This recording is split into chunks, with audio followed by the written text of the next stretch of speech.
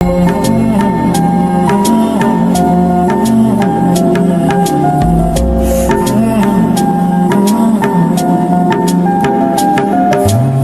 Everyone, আসসালামু আলাইকুম। কেমন আছেন আপনারা সবাই? আশা করি আপনারা সবাই অনেক ভালো আছেন। আলহামদুলিল্লাহ আমিও অনেক ভালো আছি। সকাল সকাল রেডি হয়ে বের হয়ে পড়লাম। আজ যাচ্ছি দাদু বাসায়। সুন্দর রাস্তা দেখতে দেখতে চলে আসলাম দাদু বাসায়। এবার কুরবানি ঈদে দাদু বাসায় যাওয়া হয়নি, কারণ এবার ঈদ করছি নানু বাসায়। তো যাই হোক, কথা বলতে বলতে চলে আসলাম দাদু বাসায়। আর এসেই আমি আর ফাতেমা ভিডিও শুরু করে দিছি।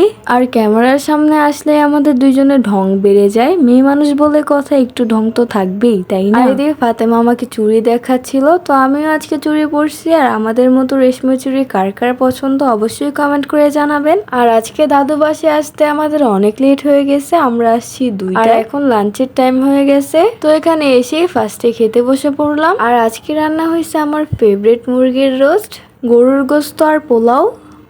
আর আজকে কিন্তু রান্না করছে আমার স্মৃতি ফুপ্পি। সে অনেক ভালো রান্না করতে পারে, তার হাতে জাদু আছে। তার হাতের খাবার কিন্তু অনেক মজা, আমার কাছে অনেক ভালো লাগে। তো থ্যাঙ্কস স্মৃতি ফুপি, এত কষ্ট করে এত সুন্দর আয়োজন করার জন্য। আর এই তো এদিকে আমরা খাওয়া দাওয়া শুরু করে দিছি। আর এই তো এটা হচ্ছে আমার দাদুর রুম। দাদু দাদির বাসা মানেই শান্তি আর শান্তি। আর আমি এদিকে বসে বসে প্রকৃতির সৌন্দর্য ফিল করতেছিলাম। আর তখনই ফাতেমা আমাকে ভিডিও করতেছিল, তো ফাতেমাকে আমি বললাম চল ঘরে গিয়ে দেখি সবাই কি করে। ফার্স্টে ঘরে ঢুকেই দেখি ফিহা বসে আছে। ফিহা কি যেন লিখছে ওর সিলেটের মধ্যে। তারপরে একটু চেক করতে আসলাম ও আসলে সিলেটের মধ্যে কি লিখতেছে। তারপরে দেখলাম ও এখানে কখ লিখতেছে। তারপরে ওই রুমে গেলাম, গিয়ে দেখি ফুপ্পি আমাদের জন্য চা বানাইতেছে। তারপর আমি একটু আবার ঢং করে নাড়াচাড়া দিতেছিলাম আর বলতেছিলাম আমি নাড়াচাড়া না দিলে তো মজাই হবে না। তারপরে গ্লাসে চা ঢেলে এনে সবাইকে দিচ্ছিলাম। বাড়ির বড় মেয়ে বলে কথা, একটু তো দায়িত্ব পালন করতেই হবে, তাই না? তারপরে এই তো আমি আর আমার ক্যামেরাম্যান একটু ঢং করতেছিলাম। আর আজকে কিন্তু আমার ক্যামেরাম্যান হচ্ছে ফাতেমা। আর এই তো আমি আর আমার ক্যামেরাম্যান আবার ঢং শুরু করে দিলাম চুরি নিয়ে। আর এখন আমরা আসছি নদীর পাড়ে। আর এটা আমার অনেক ফেভারিট একটা জায়গা। আর এখানে আসলে আমার যতই মন খারাপ হোক না কেন, আমার মন ভালো হয়ে যায়। এই জায়গাগুলোকে অনেক মিস করব, কারণ এই জায়গাগুলো তো আর থাকবে না, এখানে ব্রিজ হয়ে যাবে।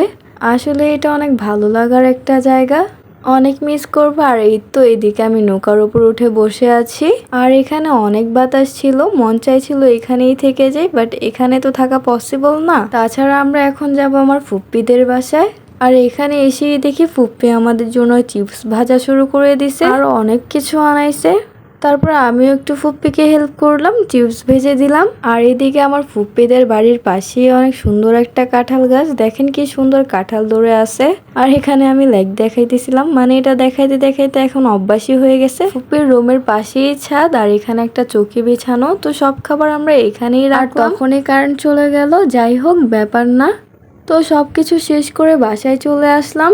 আর এখানে এসেই দেখি গরুর গোস্ত রান্না হইতেছে। তারপরে আর কি আমিও একটু নাড়াচাড়া দিয়ে দিলাম, না হলে তো মজাই হবে না। সব শেষে খাওয়া দাওয়া করতে বসে তো এই ছিল আজকের ভিডিও। দেখা হবে নেক্সট কোনো ভিডিওতে ইনশাল্লাহ। ততক্ষণ পর্যন্ত আপনারা সবাই সুস্থ থাকবেন, ভালো থাকবেন। আল্লাহ হাফেজ।